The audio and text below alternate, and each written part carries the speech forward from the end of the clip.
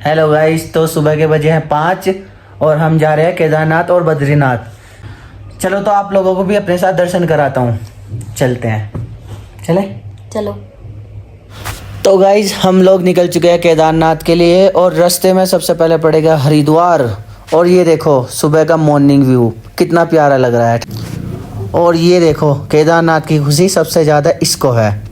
और ये रास्ते में एक छोटा सा रेस्टोरेंट पड़ता है, मैं नाम तो इसका शायद भूल गया। अगर आपको इसका नाम पता है तो कमेंट में ज़रूर बताएं। ऐसा कभी हुआ है हम बाहर जाए और प्रॉब्लम ना आए। ये देखो हमारे फ्रेंड की बाइक ख़राब हो गई है, चैन। फाइनली हमारी बाइक ठीक हो गई है और हम फिर से निकल गए केदारनाथ के लिए। और ये देखिए हरिद्वार बचा है कुल 60 किलोमीटर। अभी आपको दिखाता हूँ हरिद्वार पहुँचकर हरिद्वार का व्यू।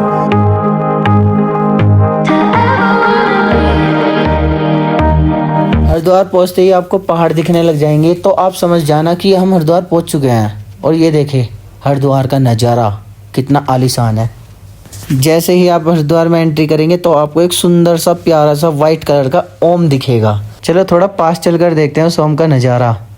ये देखो यहाँ पर आते ही आपको एक अलग ही फीलिंग दिखेगी।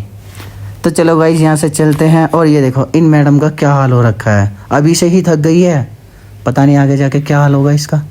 चलो चलते हैं।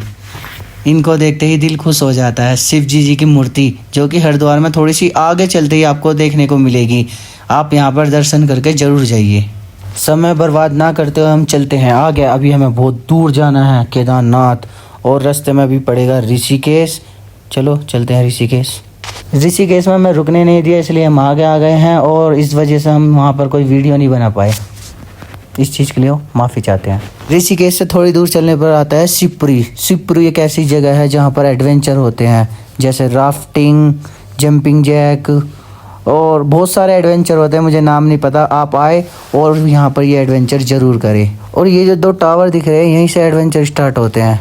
स्कूटी चलाते चलाते काफ़ी थकान हो चुकी थी तो इसलिए हम रास्ते में रुक गए कुछ खाने के लिए। और रास्ते में ये मिला हमें, देखो कितना प्यारा लग रहा है, क्यूट सा है ना। और ये भैया जी ने लगा दी मेरे लिए टेस्टी सी मैगी। और हम पहाड़ में आए और मैगी नहीं खाए, ऐसा तो कभी हो ही नहीं सकता। पहाड़ों में मैगी का कुछ अलग ही मज़ा होता है खाने का। मैगी खाने के बाद हम फिर से चल दिए केदारनाथ की ओर। और रास्ते में कुछ इस तरीके के नज़ारे होते हैं। अभी रुको आपको मैं दिखाता हूँ। बहुत ज़्यादा लैंड स्लाइड हो रही है, ये देखो।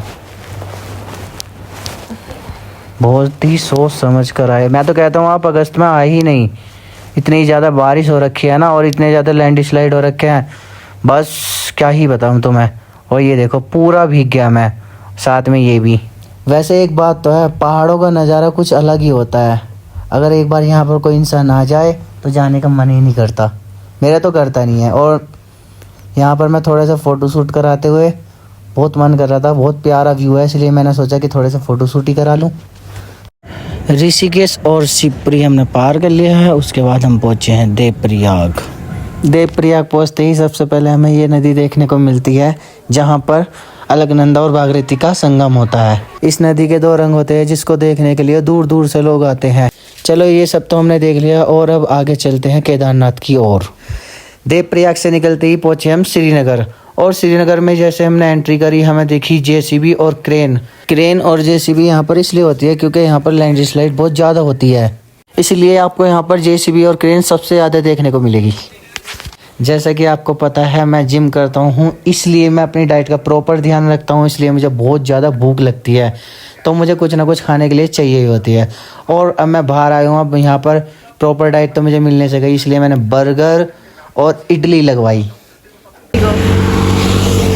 ये रास्ता जो जा रहा है केदारनाथ के लिए जा रहा है और ये रास्ता जो जा रहा है ये बद्रीनाथ के लिए जा रहा है। और जहाँ पर हम खड़े हैं इस टाइम ये है रुद्रप्रयाग। यहाँ से चलते हैं हम बद्रीनाथ की तरफ। चलो चलते हैं। तो हम बद्रीनाथ इसलिए जा रहे हैं क्योंकि केदारनाथ के कपाट अभी बंद हैं। वहाँ पर बहुत ज़्यादा लैंड स्लाइड हो रखी है और वहाँ के रास्ते बहुत ज़्यादा ख़राब हो रखे हैं।